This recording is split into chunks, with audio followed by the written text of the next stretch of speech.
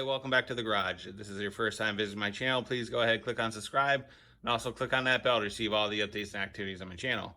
Alright, so today we are going to be working on the Jeep. This is a 2013 JK 4-door.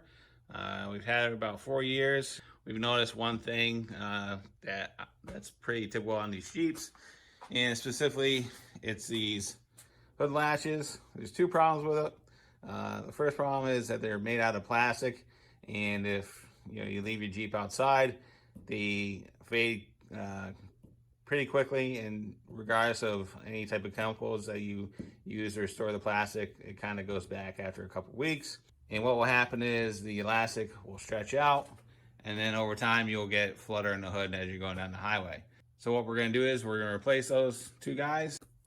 So we're going to replace them with a set of Rugged Ridge aluminum hood latches. I believe these are about 130 bucks from Rugged Ridge. Nice metal unit, so there's no elastic on it, and I believe these are powder coated, and so we shouldn't have any issues with the fading on the finish on them. So that being said, let's go ahead and figure out what we need to do to get these installed. So the first thing we have to do is remove the lower hinges, and they're held on both sides with a 13 millimeter nut, and access is kind of tight. I can definitely feel the nut, but there's no way to get a wrench in there or a ratchet with the way it is. So what we're gonna do is we're just gonna pop off the grill, and the grill is pretty easy to get off. They're just held on by these push starts. There's one there, bang, bang, bang, bang. And what we're gonna do is we're gonna remove those push starts, and then we're gonna go ahead and pop the grill off. So to remove the push starts, just grab a tool, a screwdriver, get underneath it, just pry it up, pull it out, then get underneath it, same thing, and then go ahead, do the same thing all the way down and pop all those out. Once you remove the push pins, you can just pull the grill forward. It's just held in by the bottom with some clips. Just grab the grill and just pull it forward, and then it'll pop right out. And then what we're gonna do is we're gonna remove the fog lights. We're just gonna twist the bulb and remove it. And then we're good. All right, so now with the grill removed, we can see that nut a little bit better.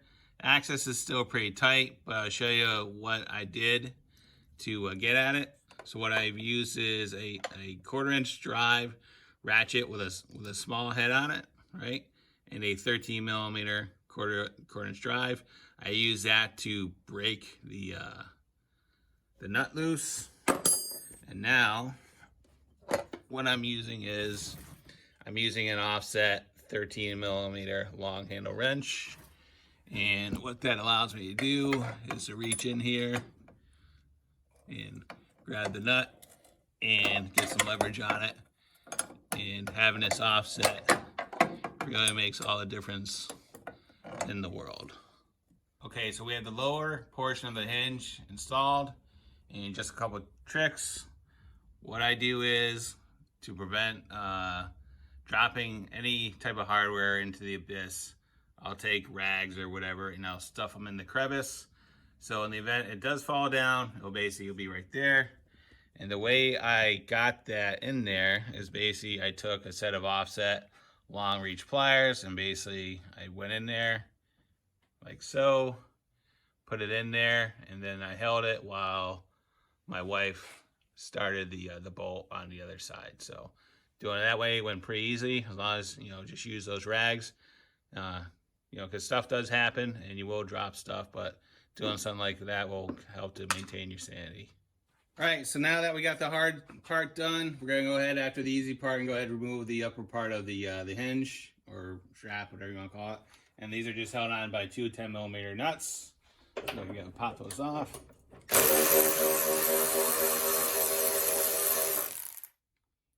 One.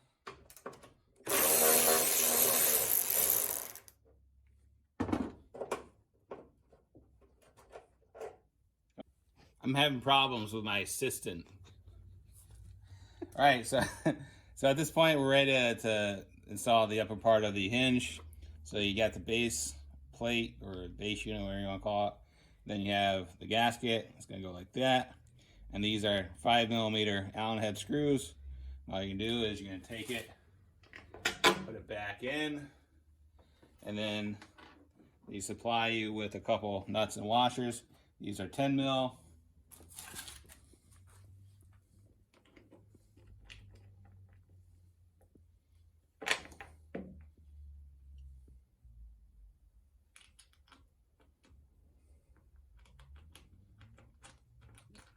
Get those started.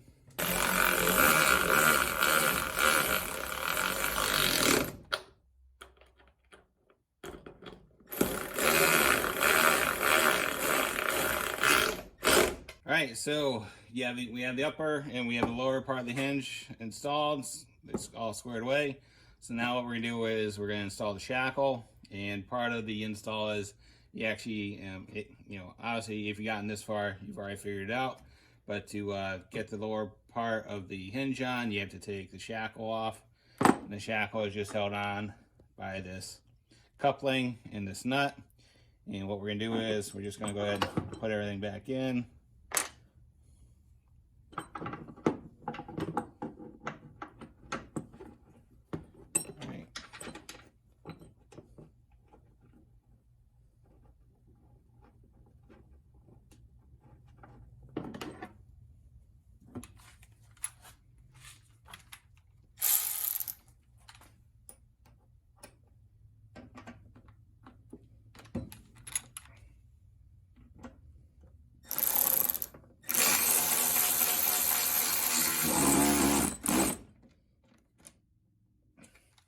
Alright, so now what we need to do is we need to bring the hood down, and we gotta test the we gotta check the length of the assembly to see how well it fits.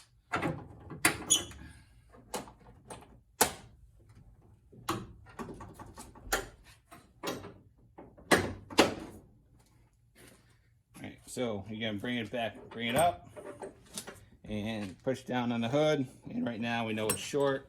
So all we're gonna do is we're gonna basically loosen this up, and we're gonna push on the hood. And so I think I turned it 2 times, right? So what I'm gonna do is see if we can get it off pretty easily. Yes, we do. So again, so what I'm gonna do is I'm gonna tighten it one more turn, see if we can tighten it up a little bit. Yeah, that feels pretty good. One more, let's see how it feels. And that one is too far, so we're going to back it out. And then we're going to put it back. There you go. So now all we're going to do now is we're going to tighten these down with a 17 millimeter wrench.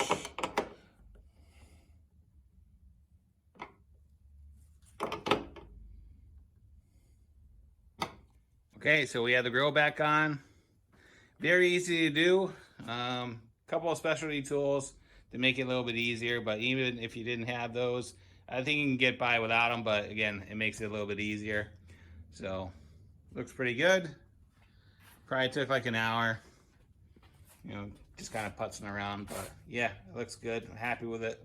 So, all right, if there's any questions, comments, concerns, go ahead and leave them in the comments box. I'll get back to you as soon as I can. And as always, thanks for watching and have a great day.